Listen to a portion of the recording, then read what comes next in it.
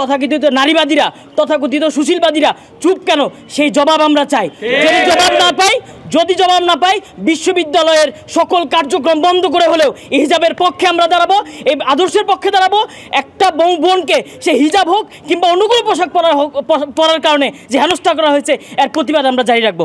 ধন্যবাদ সকলকে, আপনারা আজকে এসেছেন। আসসালামু আলাইকুম রহমতুল্লাহ।